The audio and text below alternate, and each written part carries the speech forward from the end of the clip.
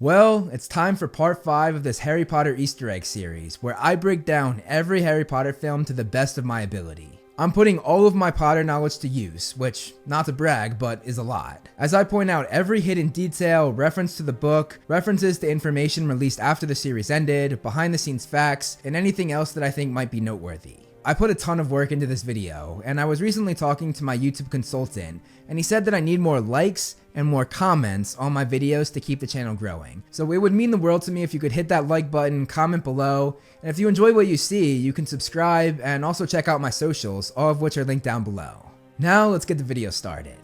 After the title, you can see the prophecy and the smoke, which of course plays a huge role in this movie. The next shot shows the village of Little Whinging, which is located in the country of Surrey near London in the southeast of England. As you can see, every single home is exactly the same, just as it was described in the book. As it moves down, we see a soccer field or a football field right here, and as you can see, there is zero green, and this is because there's a drought going on. This drought actually happened in real life. It was called the 1995 British Isles Heat Wave, 1995 of course being when this book takes place, despite the fact that it was released in summer 2003. You can hear the weatherman speaking. Temperatures up in the mid-30s Celsius, that's the mid-90s Fahrenheit. And interestingly, he says both Celsius and Fahrenheit, the English filmmakers giving a nod to the many Americans that watch these films as well. This playground is meant to be the same one we saw in The Prisoner of Azkaban, as you can see the same swings, merry-go-round, seesaw, and slide. However, it changed locations, as the old one was much closer to the street than it is here, as there's now a whole field in between the playground and the road.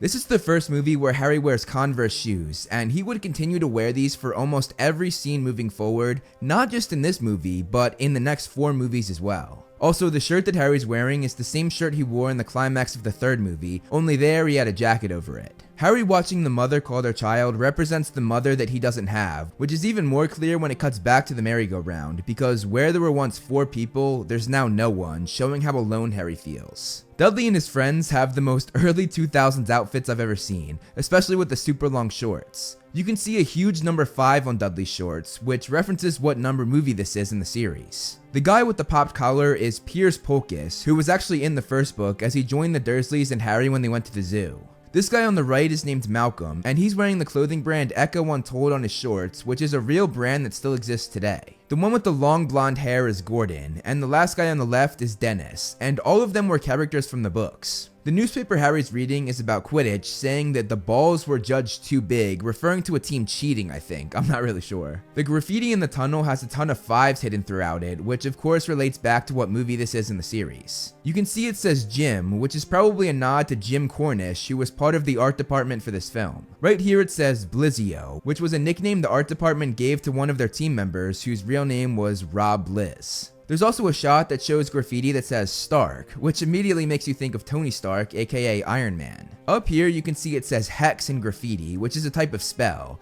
and over here it says Jinx, which is another type of spell. Over here it says Atomizer, which is normally a device that emits liquids like water or perfume. It also says Nads, which in slang often means gonads, which might have been what they were going for, but I don't know, it's still a kid's movie. You can see Harry's breath right before the Dementor comes, and you can see Dudley's later when the Dementor chases him as well. And this continues what the films did with making it super cold around Dementors, which was an idea created just for the films, that was not in the books. The Dementors do not have hoods like they did in the 3rd film and in the books, and you can see the hole in their mouth. This is noteworthy because they only lower their hoods when they're about to suck someone's soul out, but I guess the filmmakers just thought it would be too hard to animate them taking the hoods off. Harry fires a red spell on the Dementor's face, showing that there is more than one way to fight off a Dementor in the movie canon. In the book though, he didn't do this, and the only spell that works on them is the Patronus charm. Now, I look at these films very carefully for these videos, and I noticed a mistake here. In the last frame of this shot, Harry's wand and arm are pointing to the ground, but in the first frame of the next shot, it's up and pointing backwards. Mrs. Figg's character was actually mentioned in the first book as she often babysat Harry, but she was cut from the first movie, so I'll give you her background here. She was a squib, meaning she was born from a witch or a wizard, but had no magical ability herself, just like Argus Filch, who was a squib as well.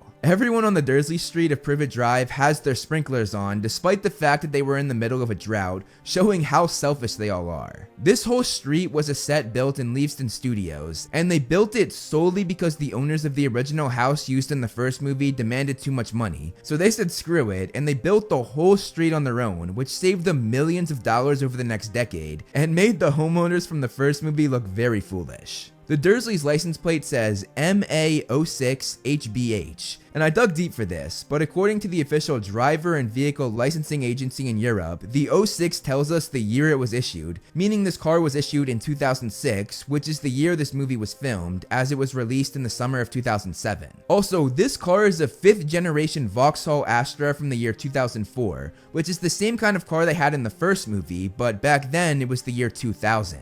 Looking at all of this, this means that the movies took place in the early 2000s, which I've said several times throughout the series, but this also means that the 1995 heatwave doesn't really add up in the timeline for the movies because this takes place over a decade later. In this picture on the wall, you can see Dudley in boxing gear, and the picture above it is actually this picture of him winning a boxing match. This references the plotline in the book where he took up amateur boxing during this time in the novels, and he was really good. On the TV, you can see that the temperature is in the mid-30s, just as they said at the beginning of the movie. This boot on the windowsill was there in all of the other movies, but they removed the picture that used to be next to it. The TV has also been updated from a square one to a widescreen one, and the TV stand has been changed to make it more modern as well. When the boys walk in, you can see one of Dudley's boxing trophies, and there's another one over here as well. Looking at the fridge, the tomatoes are pushed in the back while pudding, cake, and more pudding are all in the front, showing their priorities when it comes to food and showing why Vernon and Dudley are so fat. Vernon is eating Goodwin's Chocolate Extravaganza, which is a new recipe according to the container. The name Goodwin for the ice cream brand is named after Rosie Goodwin, who worked as a set decorator throughout the later Potter movies. They changed the decorations on the fireplace mantle, putting this white and red statue on the left instead of on the right, and they added a blue statue similar to this one, got rid of whatever this is, and removed one photo from the left side. They also updated the picture of Dudley here on the bottom right. They also got rid of this picture underneath the light fixture, and they updated the fireplace,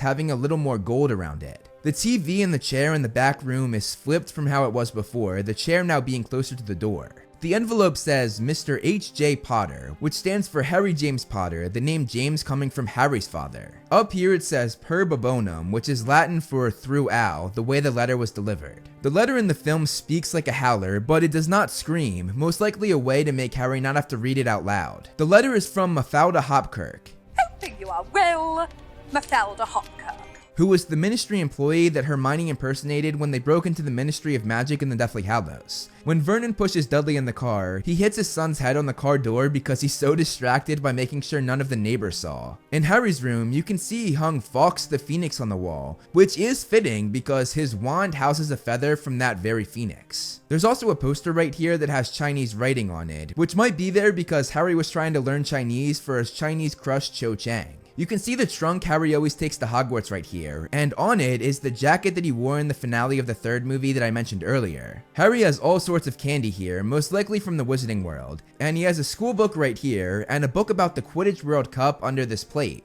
The shelf that was in the corner over here is now gone, instead replaced with a Gryffindor banner and what looks like a dream catcher, which adds up as we were just told by Dudley that Harry's been having nightmares. Below the dream catcher is actually a map of Diagon Alley, the wizarding town in London, and that very map is the one I used to break down Diagon Alley in the first movie and the second movie. This red paper right here is a program for the Quidditch World Cup from the year before, and the yellow one next to it is from that same program, and it depicts the positions of the different players that played in that match. Also, this right here is the ticket that Harry used to get into the match, and up here is yet another page from the Quidditch World Cup program. Harry has the same two drawings of owls from the third movie, as well as some more drawings similar to it. Here you can see a doxy, and it looks exactly how it looks in the textbook Fantastic Beasts and Where to Find Them, written by Newt Scamander. There's also a Hogwarts logo hung up, which was also there in the third movie, a picture of a pixie, the creatures that Lockhart set loose in the second installment, the same homework that was there in the third movie, and a comic which is called Martin Miggs the Mad Muggle, something that was mentioned during the second book and which has been an Easter egg in every film since the second movie. The picture that Harry broke was first seen in the third movie, and in both this film and the third film, Harry was angry, hit or kicked something, and was then calmed down by the same picture of his parents. This shot of Cedric, as well as this shot of Harry, were not in the original cut of the fourth film. These were different, unused angles. The key moving shows that Tonks used the charm Aloha Mora. On Harry's closet are 2 more pages of the program from the Quidditch World Cup, but they're much larger than the others, and you can also see the owl drawing as well as the Gryffindor sticker that I pointed out in previous Easter egg videos. This group is known as the Advanced Guard, and it consists of Moody, Tonks, and Kingsley, all of whom are Aurors, or in Moody's case an ex-Auror, aka Dark Wizard Catchers, and the other 2 people are Emmeline Vance, who was part of the original Order of the Phoenix, and Alpheus Doge, who is Dumbledore's oldest friend and is the person who wrote his obituary when he died.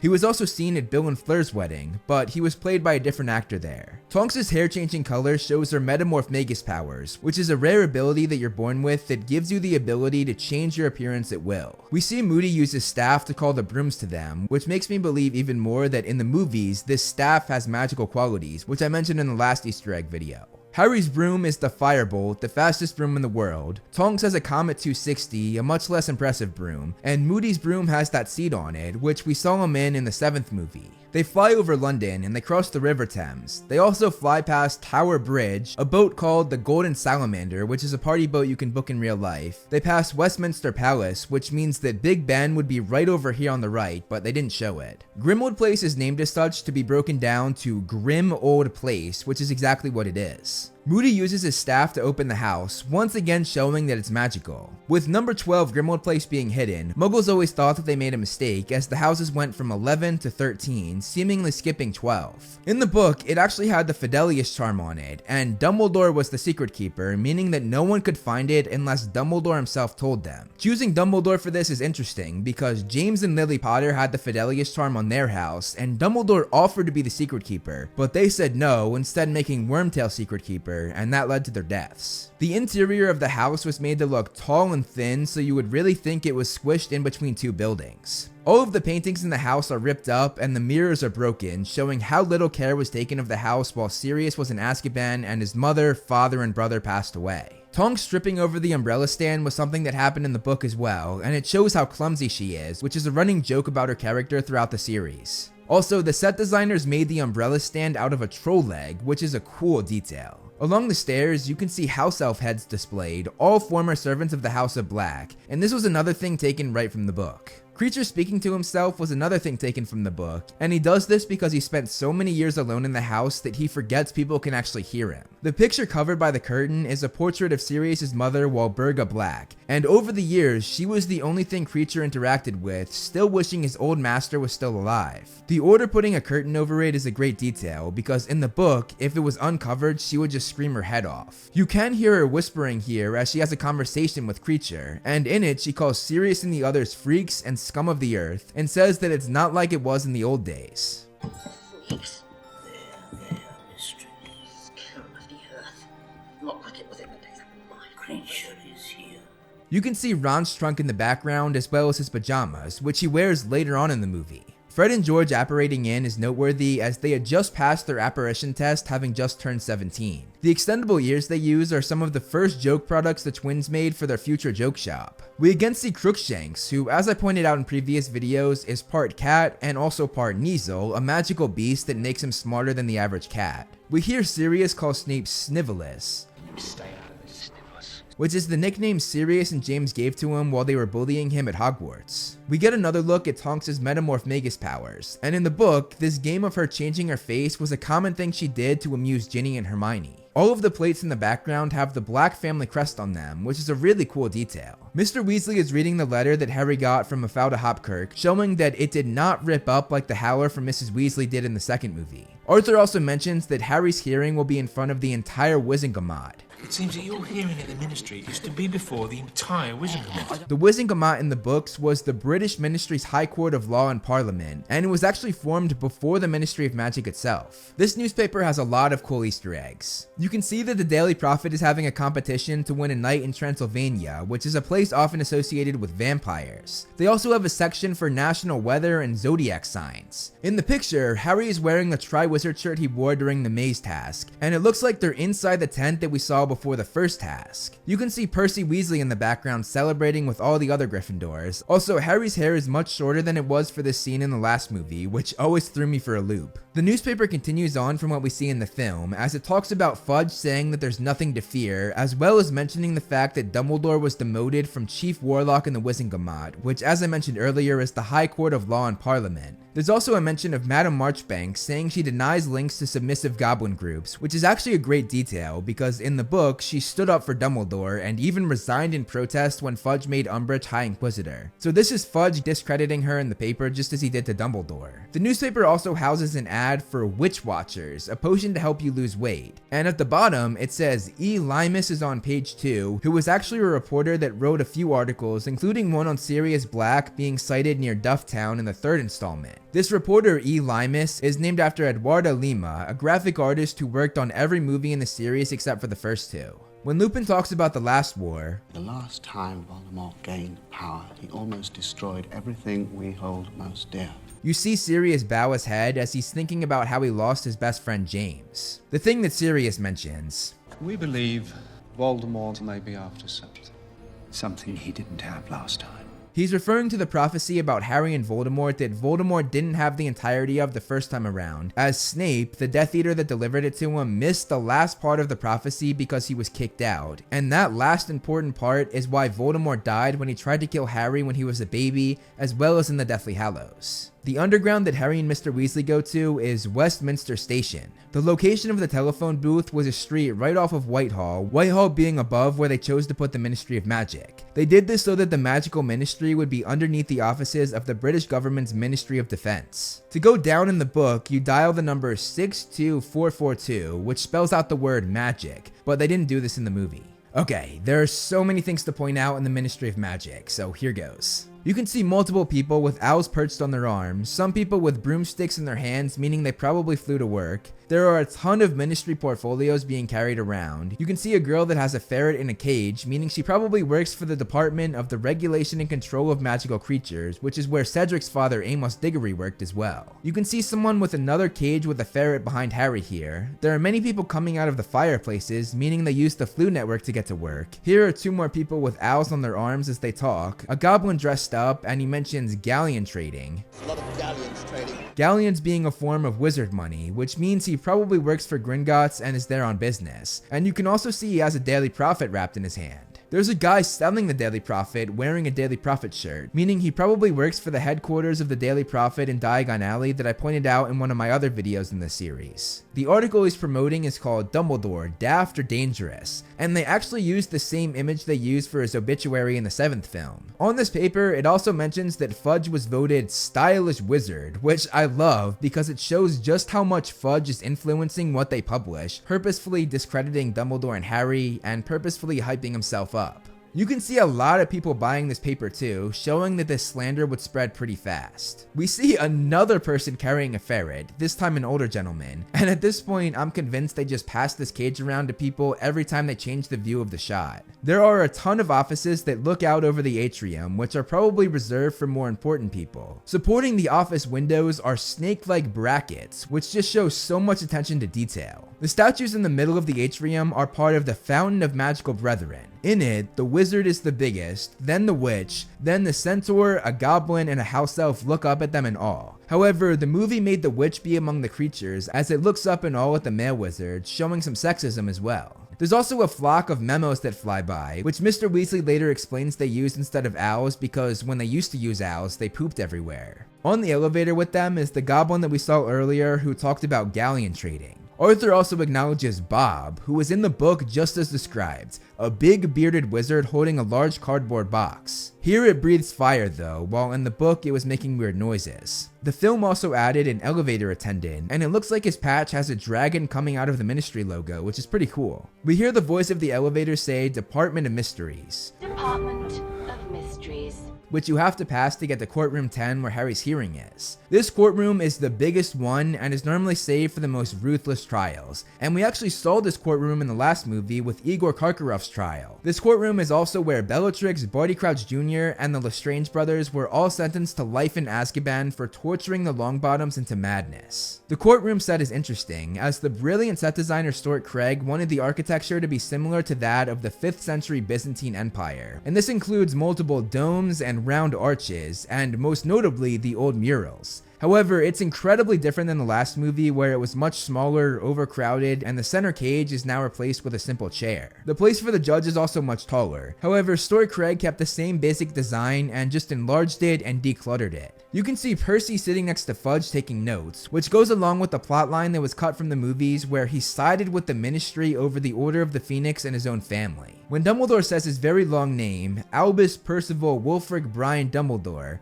Percival was taken from his father Percival Dumbledore, so both he and Harry got their middle names from their fathers. The woman that speaks here is Amelia Bones, a very high regarded witch who was the head of the Department of Magical Law Enforcement, and she was actually murdered during the events of the 6th installment. I also love how Umbridge has her pink sleeves and neckpiece, which makes her stand out and matches her style for the rest of the movie. The way the Wizengamot agrees with Dumbledore is noteworthy, because Dumbledore was of course the head of them mere weeks before this, so many still have a lot of respect for him. You can see the advanced guard Moody, Tonks, and Kingsley back here, once again escorting Harry as well as the others to King's Cross. This is also the same bridge where Hagrid left Harry in the first movie. Padfoot, are you barking mad? Moody calling Sirius Padfoot refers to the name that the Marauders, aka Sirius, Lupin, James Potter, and Peter Pettigrew gave to Sirius, which was actually never fully explained in the movies, but yet they still use their nicknames. The name Padfoot was given to Sirius because his animagus form is a dog, who are of course known for having padded feet.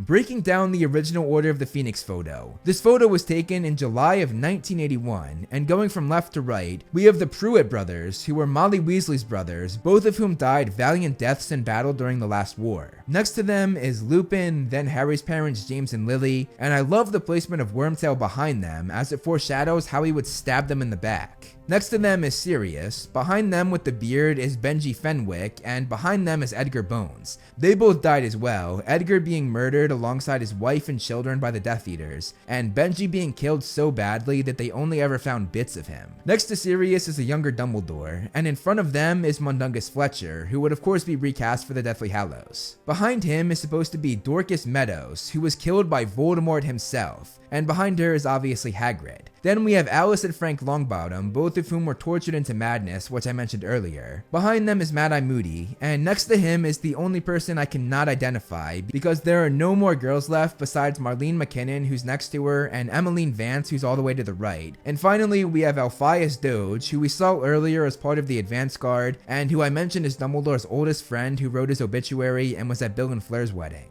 The movement that Voldemort makes with his neck in this dream sequence becomes important as we go through the film, because we start to see Harry doing the same movement whenever Voldemort is inside of his head, and I'll point out examples of this as we go. Also, you can hear a ton of Parseltongue in the background of this scene,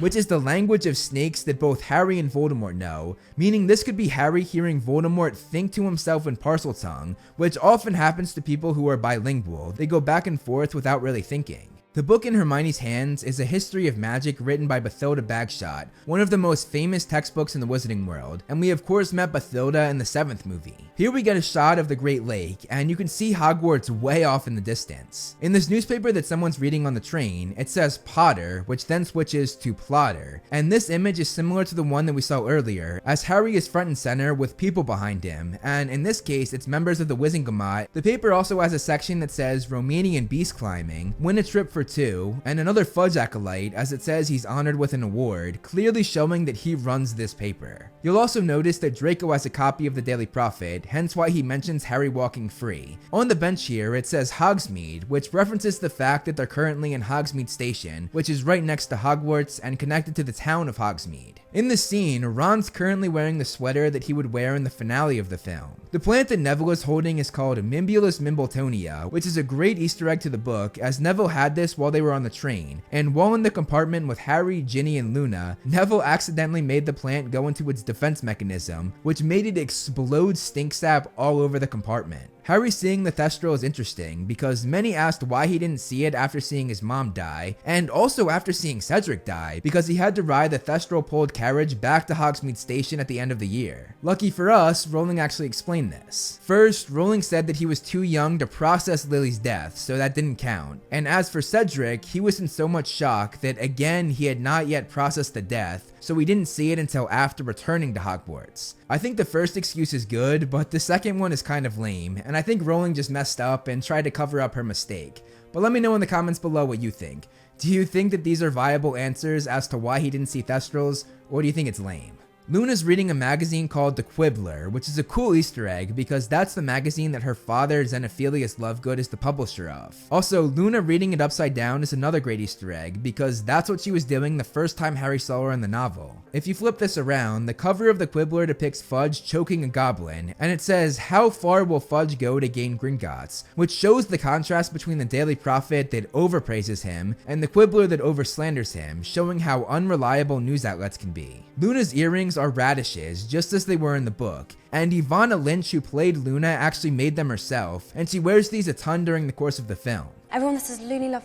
Hermione calling Luna Loony Lovegood is a reference to the book where everyone calls her that while bullying her. In this scene, Luna mentions Nargles, Keeps away the Nargles. and this is something that she and her father thought existed, but most others do not. You can see Cho Chang and Luna Lovegood at the same table, which is because they're both from the Ravenclaw house, but Cho is 2 years older than Luna. The house table switched up a bit from the last film, as Gryffindor was the middle right in the last movie as well as in the third, while now they're in the middle left. However, that's where they were for the first two films, so I guess they just moved them back. The Slytherin table also switched, as they were on the far right for the first, second, and fourth film, but they're on the far left now. However, in the third film, they were in the middle left, where the Gryffindors currently reside for this movie. I don't know why I looked so deeply into this, but I did, so it's going in the video. Hopefully you find it interesting. At the staff table, you have Trelawney here, then Charity Burbage, who would later be killed by Voldemort in the 7th movie. You have Flitwick, Professor Grubbly Plank, who took over for Hagrid as the Care of Magical Creatures professor both in the 4th book and in the 5th book, and Dumbledore also gives us a mention of her. We're pleased to welcome back Professor Grubbly Plank.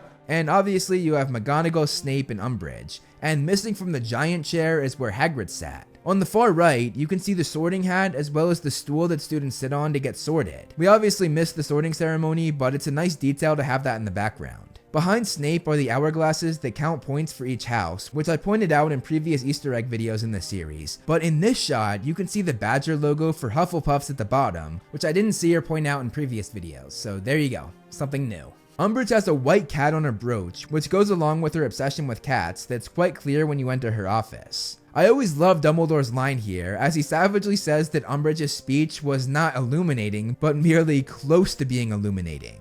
That really was close to illuminating. Seamus is reading the same article that the girl on the train was reading, but this is the first time that Harry sees it for himself. In the painting back here, it depicts the Quidditch pitch with the Gryffindor and Ravenclaw stands. Harry's trunk says HP on it, standing for Harry Potter, which I guess is pretty obvious. What's not as obvious is back here in Ron's section. You can see all sorts of Chudley Cannon's merchandise, which is Ron's favorite Quidditch team. After getting angry with Ron, Harry does the neck twitch, showing that Voldemort is in his head, just like in that dream sequence, and you can also hear a brief Parseltongue dialect again. This dream sequence sends us toward the Department of Mysteries where Voldemort wants to get the prophecy, and because Harry and Voldemort's minds are intertwined at this point, Harry sees it too. There's also a quick flash of Lucius and Fudge there, which is the view that Harry saw them from earlier, and this foreshadows that the Department of Mysteries door is right where they had been talking. We also get quick flashes of the Grimmauld Place entrance, a sunset, Voldemort's hand reaching out, basically being symbolism for Voldemort reaching into Harry's mind, and the prophecy itself. And right before he wakes up, we get a very creepy shot of Voldemort staring into your soul. We see Padma Patil put a spell on a piece of paper to make it fly on its own, and this is the same magic that the Ministry uses for their memos. It's also fitting that Umbridge burns this, as it hints that she's a danger to the Ministry, which would ultimately end her up in Azkaban for all of the wrong she did while working there. Also, speaking of Umbridge being evil, there's a skull on her bow. Ordinary Wizarding Level Exams, or OWLs, are the exams that 5th years take, and they're similar to the SATs in the real world if you're from America. The book that they get from Umbridge is Dark Arts Defense for Beginners, just going over the basics, and just looking at how young the kids on the cover are says how uncomplicated this is. This references the Ministry stunting the kids' magical growth, as Fudge feared Dumbledore would use his students as an army to overtake the Ministry, which is absolutely ridiculous and shows how dumb Fudge is. Also at the bottom, it says Ministry Issue, showing that the Ministry literally made this book to ensure the kids did not learn anything. Umbridge's office surprisingly is the same one that we saw Lockhart, Lupin, and the fake Moody have, which is wild considering how different each one is. Umbridge's sweater has a cat sewn into it to match her brooch as well as her whole office. And by the way, the whole cat obsession was something made up by the filmmakers, that wasn't in the books. Also, they had to film 134 cats to have enough to fit every plate in this room.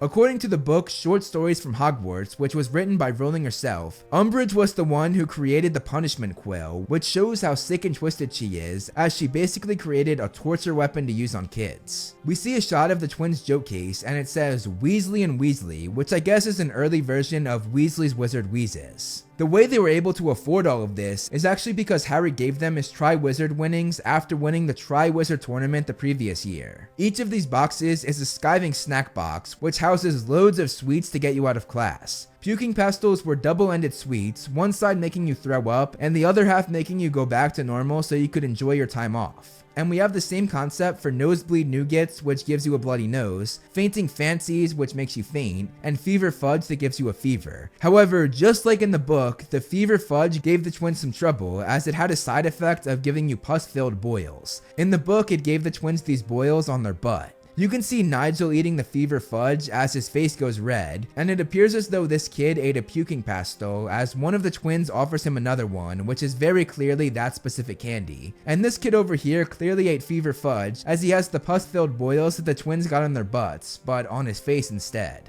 Back here, you can see the Gryffindor notice board, which has things like Hogsmeade Village trips, Quidditch tryouts, and other clubs as well, including the Slugs and Bugs Club, which you can see in a flyer right here. In the background, you can see the Patel twins playing a game, which, as I said in a previous Easter egg video, is different from the book, as Padma was actually in Ravenclaw, not Gryffindor. You can also see Dean, Seamus, and a few others playing cards, and you can see Neville working on his Mimbulus Mimbletonia. You can also see Harry ignoring his textbook and is instead reading a book about Quidditch, which is very on brand. As Hedwig flies over the school, you can see the clock tower where much of the third film took place, the bridge that the trio walked down so many times, and which was actually made just for the movies, it did not appear in the books. You can see Hagrid's cabin and his pumpkin patch that looks kind of lame without Hagrid being there, and of course the Forbidden Forest to the right. We get another shot of the Forbidden Forest as a Thestral flies down into it, and we see the whole herd of Thestrals at Hogwarts, who were actually bred by Hagrid himself as he turned 6 Thestrals, 1 male and 5 females into this giant flock. The book that Ron is reading is called Cram It, How to Soar on Your OWLs, which he, Harry, and Hermione would of course be taking at the end of the year. Ginny is eating a wizarding cereal called Cheerials, a play on the Muggle cereal Cheerios. On the educational decree, you can see that below it says this goes hand in hand with decree number 157 in the year 1924, and the division that sent this through was known as the Ministerial Management of Magical Mayhem. The newspaper goes by fast, but if you pause it, it talks about Dumbledore's downfall both with the public and with the Ministry, showing once again how Fudge runs the papers. And it also says left and right merge magical breakthrough, which might be referring to real life politics, as the left and right can also mean liberal and conservative. The press has very old cameras, but instead of being powered by electricity like Muggle cameras, it's powered by magic, and that's what allows the pictures to move. The next page says that parents endorse the Ministry, which are parents like Lucius Malfoy. To the left, it goes over a high-security prison blunder, which refers to the Dementors starting to side with Voldemort instead of the Ministry. Up here is an article about a vampire that's been admitted to the hospital after an overdose of garlic bread, which I absolutely love because garlic bread is of course a known weakness to vampires. On this page, they mention what Fudge is doing, as the side mentions OWL curriculum, and over here it says that fairy Nargles had been spotted,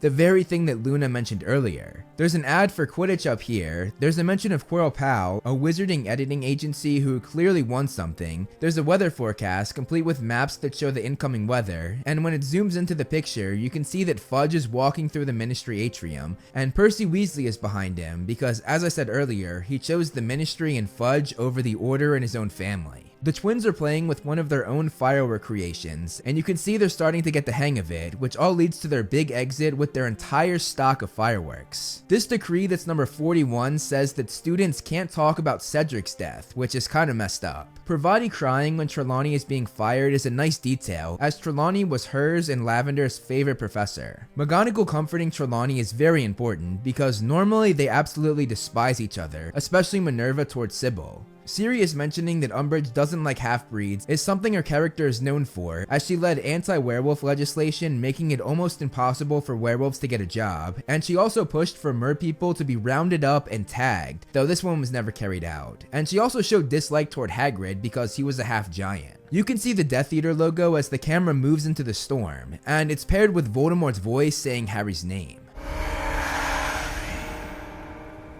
This is a great shot of Hogsmeade, the town next to Hogwarts, and seeing how they shot this is absolutely crazy. They based Hogsmeade on 17th century architecture, and they made sure that every wall was leaning, doubling down to make sure there wasn't a single vertical wall in sight. Can't be any worse than old Toadface. Ron calling Umbridge Toadface is a reference to the book where everyone says she looks like a toad, that even being the defining quality that made the trio know who took the locket from Mundungus in the final book. The Hog's Head is actually owned by Albus Dumbledore's brother Aberforth Dumbledore, and you can actually see him when they enter the pub, though he would be recast for the final film. You'll also notice Aberforth's goat, which is another great detail because in the book, he was prosecuted for practicing inappropriate charms on a goat, which was all over the papers. This boy sitting next to Ginny is Michael Corner, Ginny's then boyfriend in the book. And the boy to his right is Zachariah Smith, a Hufflepuff who caused all sorts of problems in the novel for the DA. When everyone signed this piece of paper, in the book, Hermione actually put a jinx on it, making it so if you snitch, which in the book Cho's friend Marietta did, you get the word sneak written across your face in pimples. Also, the name Dumbledore's Army was created by Ginny. She said they should make the group be named the very thing that Fudge feared the most, Dumbledore creating an army of students. I also love how when Hermione mentions Cho liking Harry, you can see that Ginny is really upset, as she of course always had a crush on Harry even when she was dating Michael Corner. I mentioned this in another video, but this statue shows eagles eating snakes, which references the flag for Mexico, and this was done because the director of the third movie, Alfonso Cuarón, wanted to pay tribute to his home country, and it stayed there for the rest of the series. I had said in my Prisoner of Azkaban Easter egg video that they only appeared in that movie, but I was actually wrong, so I'm sorry about that. I guess everybody makes mistakes, but it's now corrected in the series, so hopefully that makes up for it. The Room of Requirement set used to be the trophy room from the last film, which you can see from this tiny piece of the wall right here. Ron's line about the Room of Requirement appearing if you really have to use the bathroom. The Room of Requirement only appears when a person has real need of it, and is always equipped for the seeker's needs. So, say you really needed the toilet. Yes, that is the general idea. Is actually a great Easter egg because that very thing happened to Dumbledore himself. In the middle of the night, he really had to go, and then this bathroom just appeared, but he could never find it again. He had used the room without even knowing it. When Harry starts teaching the DA, he wears a cardigan with a loose tie, just like his favorite professor Remus Lupin, who wore that same thing when he taught Harry. The first spell they work on is the Disarming Charm, which is actually what saved Harry's life in the graveyard the previous year, and this is the spell that Harry would become known for. The chalkboard in Umbridge's classroom is discussing something called Limbo Mist, which as the chalkboard says, makes the person see up and down swapped, makes their places be reversed, and makes them precariously hang in the mist. There's also a warning at the bottom telling them to remove scarves, accessories, and pets from their pockets. This is actually a really cool detail because for the maze scene in the 4th book, one of the obstacles that Harry had to get through was this very thing, Limbo Mist. The spell that Nigel used on Harry, the Stupefy spell, is the Stunning spell, which normally knocks the person unconscious, but that's not the case in this movie with Harry or Ron, both of whom got hit by it. Ginny is the only girl in the DA that's wearing pants, while all of the other girls are wearing skirts. This is because the pants were most likely a hand-me-down from one of her brothers, as they could not afford to buy her own school uniform. Sitting next to Filch is his loyal cat Mrs. Norris, who was of course petrified in the second film. The room opening another door is a cool detail, because the room does whatever you need it to do, and what they needed in that moment was a way to get out without Filch seeing them, so it's very on brand. Also, Nigel is looking at the Marauders map as he's sending everyone, using it to make sure the coast is clear, which is a really cool detail. Here you can see a decree that says students in possession of the Quibbler, which is Luna's father's magazine, would get in trouble. This is a great Easter egg, because in the book, Umbridge banned that magazine because it published an article written by Rita Skeeter about Harry's night in the graveyard, and it swayed a lot of people to believe him about Voldemort being back. Also, right here, this decree says that red howlers are banned, which references the red howler that Mrs. Weasley sent to Ron in the second film. As the kids are lined up, you can see the classic Defense Against the Dark Arts staircase that's in every movie and was also in Hogwarts Legacy. The tea that Umbridge gives the kids has Veritaserum in it, which is a potion that forces the drinker to tell the truth even if they don't want to, and is what Dumbledore used on Barty Crouch Jr. in the last installment, and is also what Snape threatened to give to Harry before the third task in the last movie. The spell that they use here is Wingardium Leviosa, the spell that they learned in their first year at Hogwarts and that played a big part in stopping the troll. The twins gave Filch the defective fever fudge in this scene, and he of course got the side effect of the pus-filled boils. On Malfoy, Crabbe, and Goyle's ties, you can see they have a Slytherin pin, which they've had on there since the third film. You can also see Parvati pulling Nigel away as if he wanted to join the Inquisitorial squad as well. I love how annoyed she is. In the next scene in this montage, we see Nigel using the shrinking charm on one of the Death Eater dummies. And also, I love Ginny's powerful spell because it's right from the books. She's famous for this one blast spell that takes anyone out. Nigel once again has the Marauders map in the background as Harry gives his speech. The twins are holding one of their skiving snack boxes as they tell Harry their plan to use it more on Filch. On one newspaper clipping, you can see it says, "Is this the end for Albus Dumbledore?" And there's of course the picture of Cedric while he's in the shirt he wore for the third task, meaning this was taken right before he died. The room making mistletoe grow means that one of them desired to kiss the other and the room listened. The question is, which of them desired this? Let me know in the comments below what you think. Is it Harry or is it Cho? When Harry's nervous, he mentioned Nargles, Probably full of Nargles, though. which is the thing that Luna mentioned earlier on the carriage, and is also what we saw in a newspaper article. Behind Ron and Hermione is pumpkin juice, which is sold all throughout the Wizarding World. Hermione mentioning that Cho was taking her OWLs is interesting, Frightened of failing her OWLs because she's so busy worrying about everything else. because she's actually a year ahead of the trio in the book, meaning she would have taken them last year. So that means that in the movies, she's actually a year younger than she was in the books, and is in the same year as Harry, Ron, and Hermione. Harry being inside the snake's head is because he's in Voldemort's head, and Voldemort is inside of Nagini because part of his soul is in her, as he made her a Horcrux. It gets complicated, doesn't it? You can see the Ministry of Magic logo on the door with a balance scale, which is an intriguing detail given everything that's going on in the Ministry at the moment. We again have flashes of Voldemort's hand, which is symbolism for him reaching into Harry's mind. We see Grimmauld Place, the sunset again, and of course the prophecy, all in Harry's dreams. Mr. Weasley was in the Hall of Prophecies because it was his turn to guard the prophecy about Harry and Voldemort for his Order of the Phoenix duties. The portrait that Dumbledore talks to is of Professor Everard, a former headmaster who was one of the best to ever take on the role. Dumbledore sends him to the Ministry to check on Arthur Weasley, as Everard has another portrait of himself there in the Ministry, and portraits can move from one of their portraits to another whenever they want, no matter how far apart they are. Dumbledore also speaks to Phineas Nigellus Black, another former headmaster who is remembered as one of the worst of all time, and who was actually headmaster during the events of Hogwarts Legacy. He too had another portrait that he could go to, this one being at Grimmauld Place, as he was part of the noble house of Black. We once again see Harry move his neck in the same way Voldemort did, which again alerts the audience to Voldemort being in his head, hence why he screams at Dumbledore. Snape's classroom has Latin written all along the arches throughout the room, many of them being different chemical combinations, which of course goes hand in hand with ingredients used for potion making. Snape is one of the best at occlumency, as he fooled Voldemort for years, making him think that he was loyal to him, while really he was loyal to Dumbledore. Only Dumbledore had more skill with occlumency, but he didn't want to teach Harry, because every time Harry saw Dumbledore, it awoke Voldemort in his head, and Dumbledore wanted to avoid that at all costs. And that's why throughout the film, he just refuses to look at Harry. The quick flashes while doing occlumency lessons shows Harry flying with the advanced guard, seeing the Order's meeting, Hermione hugging Harry when he arrived at Grimmauld Place, the Dementor attack, everyone saying Merry Christmas to him before leaving, a Death Eater dummy, his nightmare of Voldemort on the platform, he and Dudley when the storm rolled in, and the door to the Department of Mysteries, which of course leads to the prophecy. When they zoom out on Hogwarts, right here is the tower where Sirius was locked in the third film. Arthur just returned from St. Mungo's Hospital in London, the biggest wizarding hospital in the country, and we actually went there several times during the school break in the novel. Molly knitted all of these presents she gave to her kids, including the hideous sweater Ron got. Looking at the Black family tree, it has amazing detail, and the story behind it is pretty cool. David Heyman, the producer of all the Potter films, called J.K. Rowling up and asked her if she could help them with the family tree. Rowling responded an hour later with a full diagram of the tree, complete with names, death dates, and even who was crossed off. You can see Phineas Black, who's not Phineas Nigellus Black who was headmaster, but rather his son. He seems to have been crossed off, most likely by his father, who had a bit of a temper. Back here is Cassiopeia Black, and next to her is Lycoris Black. Below them and crossed out is Marius Black, and I assume they did something to make the family burn their spot. Below them is Pollux Black, who actually married someone from the Crabbe family relating to Vincent Crabbe.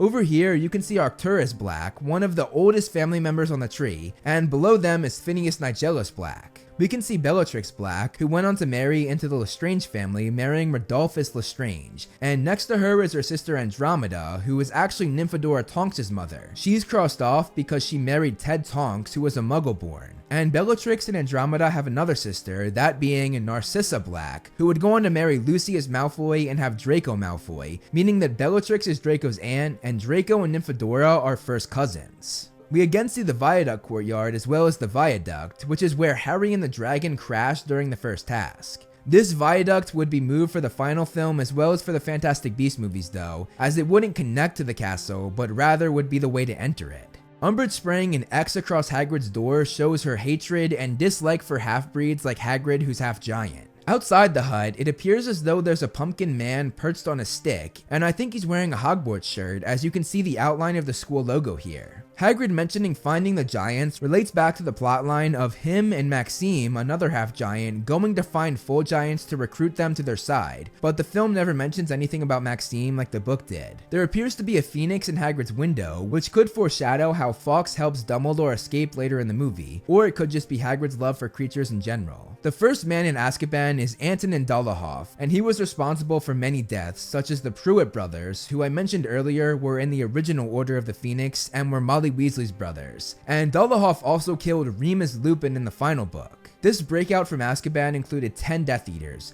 Bellatrix, Dolohov, Rookwood, the Lestrange brothers, Travers, Mulciber, and a few others. Azkaban itself has a very interesting backstory. It was created by a dark wizard named Excrezdis, who also created Dementors. He put powerful charms on the island to conceal it, but when he died, those went away, allowing the Ministry to find it. They decided to turn this awful place and these awful creatures into their very own prison and prison guards. This of course backfired years later during the time of this movie, as Voldemort offered the Dementors more souls than the Ministry did, so they took his side and they were the thing that led to this mass breakout. In this paper, we see an ad for Flight Right, a repair place for broken brooms. We see a story about Muggles being exposed as fake wizards, which I would love to know more about. Did they just enter the magical world without anyone noticing for a while? We also see a story about an overweight Ministry worker who apparently used a hex to lose weight, which apparently isn't allowed. There's something about sending wizards into a tailspin, another weather forecast saying that storms are coming, which Hagrid warned us about at the end of the last scene. The Daily Prophet is also giving away 10 backstage passes to 10 lucky readers. We learn that the Ministry angered centaurs, which might have had something to do with Umbridge and her anti-half-breed laws. And we see the different sections of the paper, which includes good news, bad news, forecast, magic lottery, astro news, spells, international, hocus pocus, politics, sports, magic news, arts and warts, tricks and trucks, puzzles, kids corner, black magic, pink magic, jobs, and you get the point, there's a lot of them. Apparently there's also a global shortage of Newt's tails, which you would think would have to do with Newt Scamander, but no, a Newt tail is actually a protective device for dark magic. We also learn that Fudge cancelled Holiday to avert national fears, there's a manhunt for Sirius Black and a 10,000 galleon reward on his head, there's something about a Quidditch seeker who's in trouble, which I assume has to do with the next article where it says a vintage broom that was uninsured crashed, but don't worry, he's not injured according to the article. We also see the Centaur crisis getting out of hand as they continue negotiations, but treaty talks broke down. It seems as though the Ministry is starting to realize that the Dementors are no longer in their control. We also see something about dark wizards running amok, there was a victim of a recall, there's an ad for a lizard belt, which apparently allows the wearer to hold up to 12 lizards, someone has a secret stash of something, there's an ad for Gallo loans, which lends you money to buy a new broom, and we see Bellatrix and her cell all chained up, which might have been taken when she first arrived, sort of like a mugshot, although I'm not quite sure because she was supposed to be really beautiful when she first came in, and Azkaban deteriorated those looks, and here she looks pretty bad, so it might have been later. We then get one of the coolest transitions in the entire series, as we see Neville super upset, because as I mentioned already, Bellatrix along with the Lestrange brothers and Barty Crouch Jr. were responsible for his parents being tortured into madness, and 3 of those torturers, Bellatrix and the Lestrange brothers, all escaped. Back here you can see more of the Wizarding World cereal. You have the Cheery Owls, which Ginny was eating earlier, and Pixie Puffs. Back here at the Hourglasses, you can see that Slytherin is way ahead of everyone, and this is a nice detail because in the book, the Inquisitorial Squad, which was all Slytherins, was allowed to take points away, so they did that to every other house, making themselves be the clear leader. The mirror in the DA room has the list that everyone signed, the original order photo, and an article blaming Sirius for the disappearances that have been going on.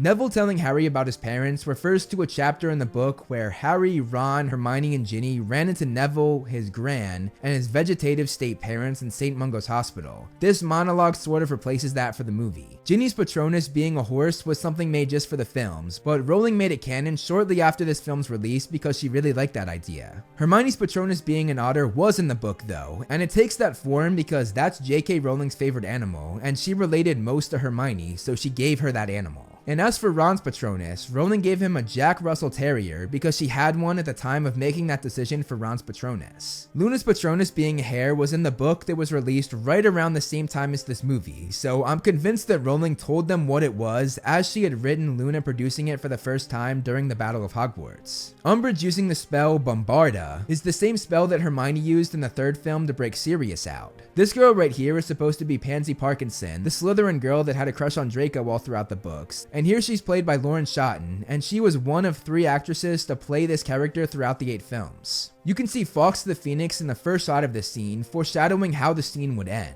Also explaining the way this happened. Phoenixes have the ability to disappear and reappear in bursts of flame, and they can take whoever is holding onto them, much like apparating and disapparating for humans. We once again see Percy, this time manhandling Harry and Cho, as he's on the Ministry side even after everything he and Harry had been through. Kingsley's line of "Dumbledore's got style" was actually said by Phineas Nigellus Black's portrait in the book. Some of the educational decrees that we can see says no exploding bonbons, which is a type of wizarding candy, and this one says that students can't get sweets from unauthorized suppliers, basically meaning Fred and George and their skiving snack boxes. The picture that Filch turns over depicts a number of people who worked behind the scenes on this movie. The statue back here is of the architect of Hogwarts. He, along with Rowena Ravenclaw, one of the 4 founders of Hogwarts, created the floor plan for the castle. However, he's never mentioned in the books. He was made just for the films and the Harry Potter video games, including Hogwarts Legacy, which is pretty cool. I've never seen a centaur so right.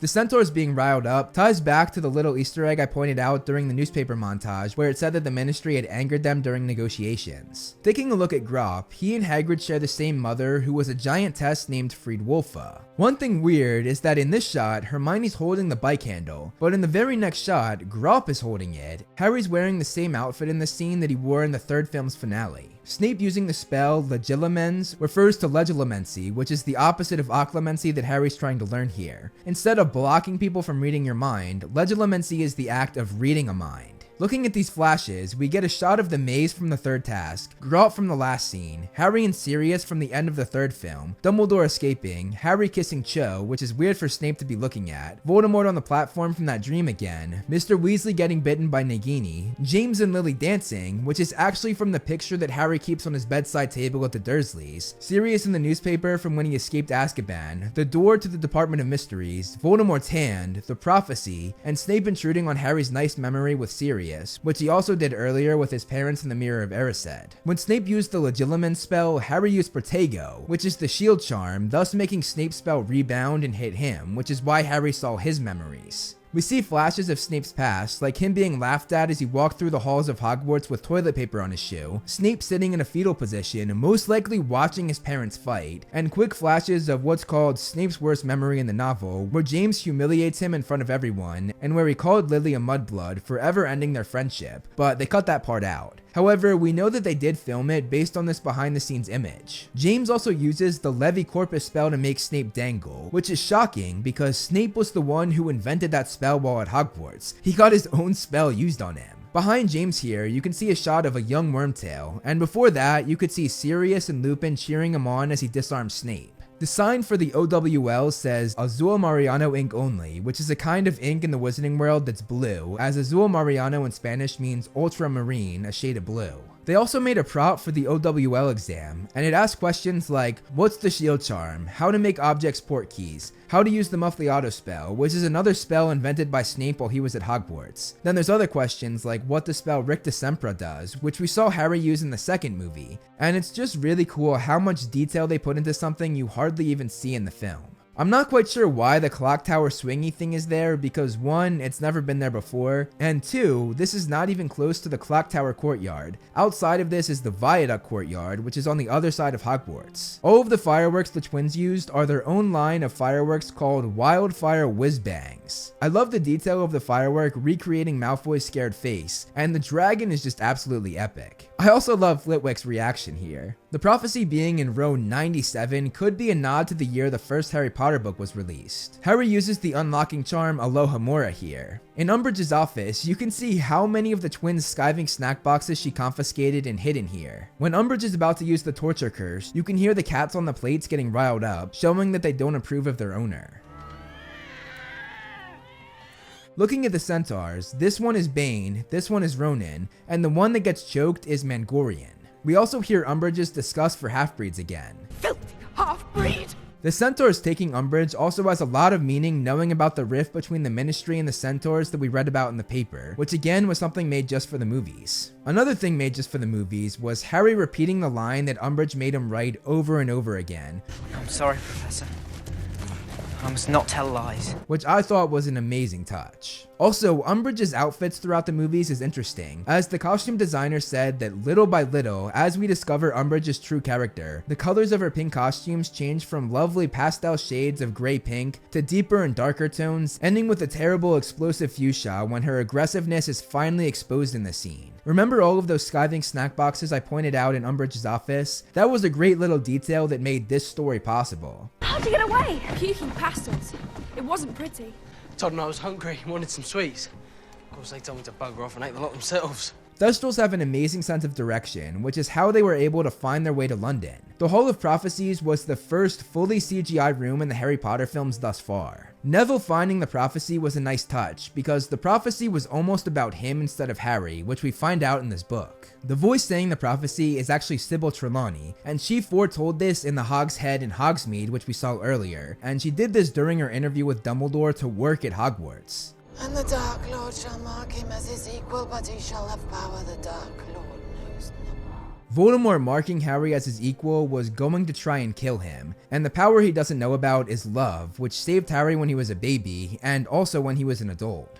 For neither can live while the other survives. Then the last part says that one has to kill the other in the end, which Harry says later in the movie. They changed the Death Eater masks after getting a lot of backlash for them looking too much like the KKK in the 4th film. The kids used the Stupefy spell, which was what Harry dedicated a whole lesson to for the DA. Luna uses Levi Corpus, which is the spell I mentioned earlier that was created by Snape while he was at Hogwarts. Neville using Petrificus Totalis, or the full body bind curse on the Death Eaters, shows how he's come full circle, as he got that used on him in the first film, and now is using it on others. This Death Eater pursuing Harry is Antonin Dolohov, who we saw earlier during the Azkaban breakout. We again see how powerful Ginny's spells can be, as she destroys the whole room with one blast. This room is the Death Chamber, and the veil in the middle is actually what the Ministry of Magic was built around, as it predates the formation of the Ministry itself. The veil is a pathway between the living and the dead, and if you recognize the voices as Harry and Luna did, they will try to lure you inside of it, which would ultimately send you to the afterlife, as it was a one-way ticket. The man that has Luna is Walden McNair, who was actually the executioner hired to kill Buckbeak 2 years before this. Holding Ron is Augustus Rookwood, who actually used to work in the Department of Mysteries as an Unspeakable, the name given to those that conduct the most secretive work the Ministry has to offer. Antonin Dolohov, who we've seen several times now, is the one holding Hermione. Bellatrix obviously has Neville, which is fitting considering what she did to his parents, and the Death Eater who has Ginny is Jugson, and he is the Death Eater that Neville used the full body bind curse on. Malfoy's cane has a snake at the end of it, which is actually his wand that's housed inside of the cane, which we see him take out later in the scene. And the whole idea of the cane and the wand inside of it was actually actor Jason Isaacs' idea from the start. Back here, you can see 2 Death Eaters guarding the doors, and these are actually Crabbe Sr., the father of Vincent Crabbe,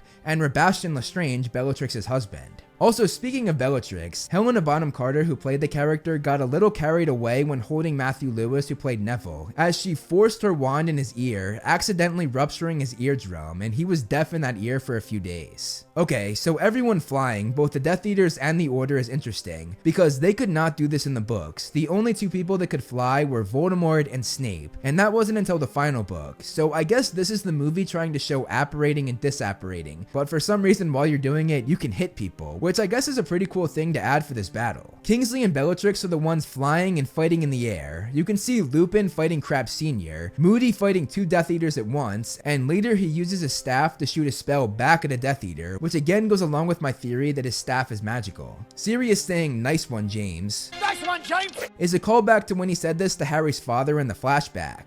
Nice one, James!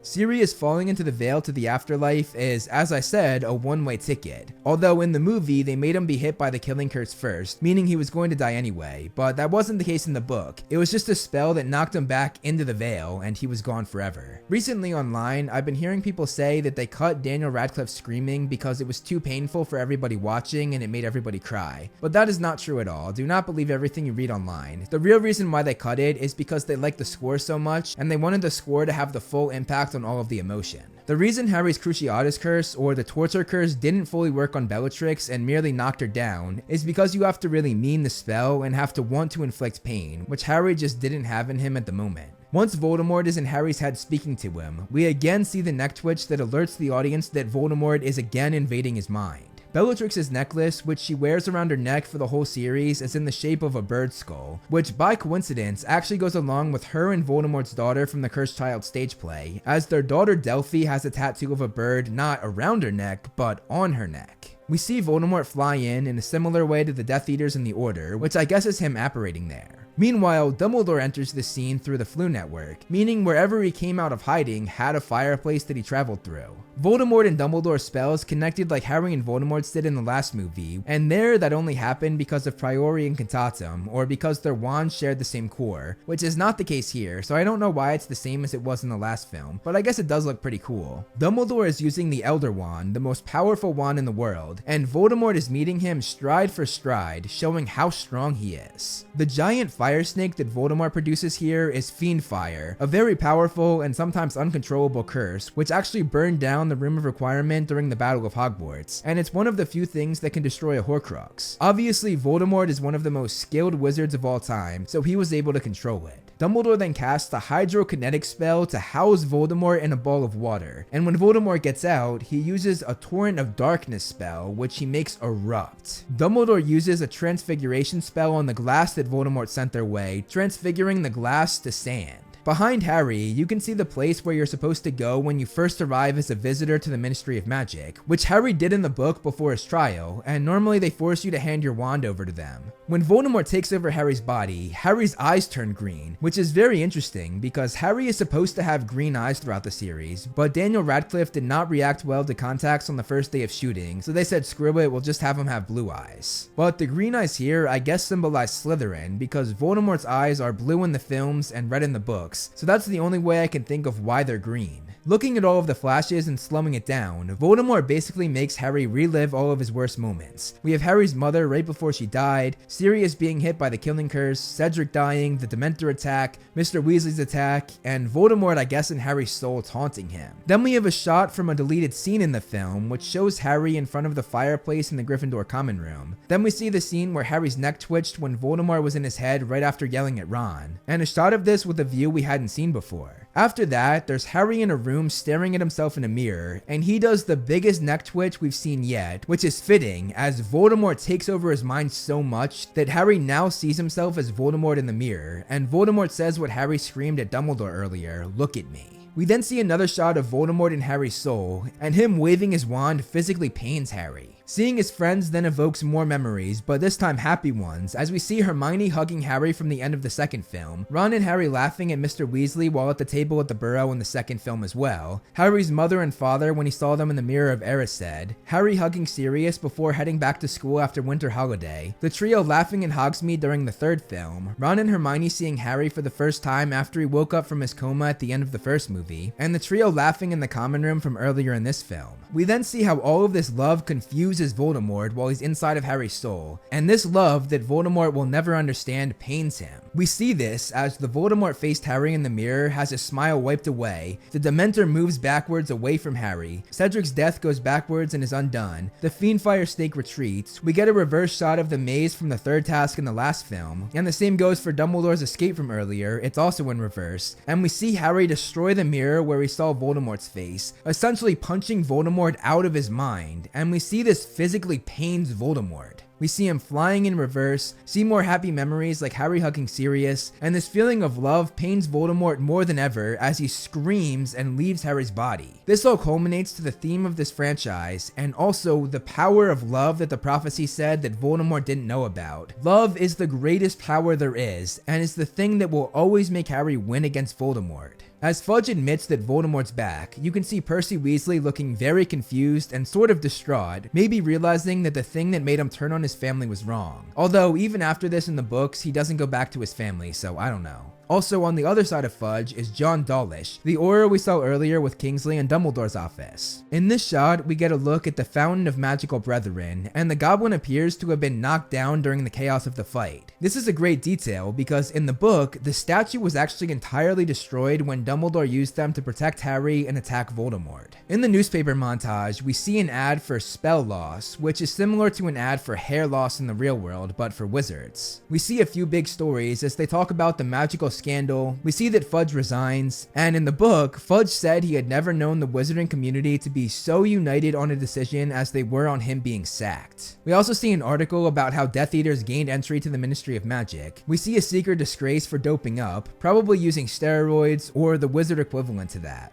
We also see that a witch backpacker went missing, most likely the work of Voldemort and his Death Eaters. And there's also a magical symbols game to play in the paper. On the next page, there's an ad about upgrading your family's brooms, something about a veteran Quidditch player. We see that Umbridge is suspended and is being investigated. There's a great detail as an article says a meeting with the Muggle Prime Minister is being scheduled, which references the first chapter of the next book where Fudge fills in the Muggle Prime Minister and introduces him to the new Minister of Magic, Rufus Scrimgeour. We see that a witch named Alexandria Walker is being charged with attempted robbery at Ollivander's, which is the wand shop where Harry got his wand. And the thief Alexandria Walker was named after an art director who worked on this film. There's an ad for wand extensions and reshaping, and we get the biggest story about Voldemort officially being back, even after this very paper said he wasn't every day for almost a year. We see more of the Spellbound band being sunk in scandals, as I've pointed out several other newspaper articles about them in previous Easter egg videos, and this time it says Spellbound Unbound. Another tragic scandal hits the Witch Wonder Band, which is one of many scandals for this band in the Daily Prophet. And finally, we see that Dumbledore is reinstated as headmaster.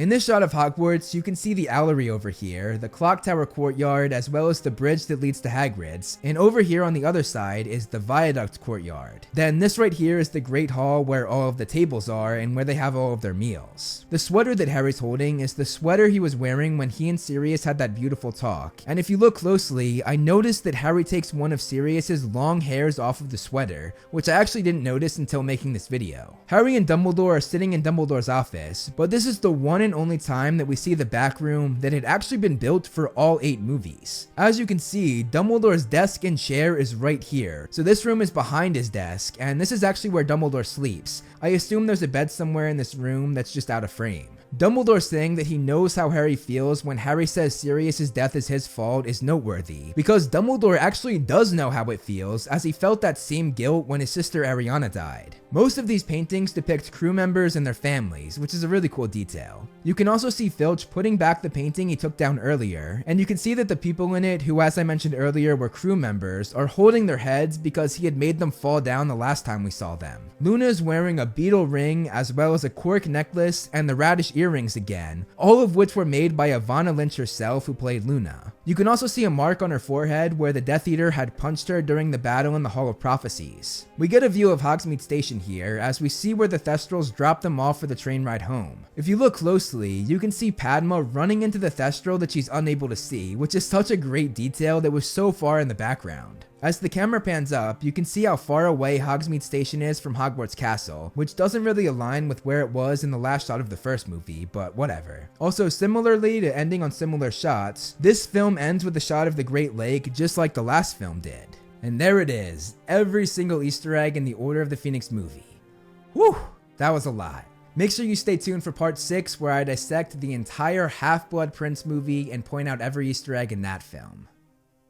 Thank you so much for watching, guys. I hope you enjoyed the video. You can follow me on Instagram to see more of my personal life, like my cute dog Loki, and some behind the scenes movie flame stuff. I also do similar content on TikTok and Twitter that I do here on this channel, so if you like what I do here, check them out. All the handles are right below me, and links are in the description. Over here are my wonderful patrons. If you want to be featured on the next video, plus get a few other perks, become a patron today. As always, if you liked the video, hit that like button and subscribe, and look out for more great Movie Flame videos on the way.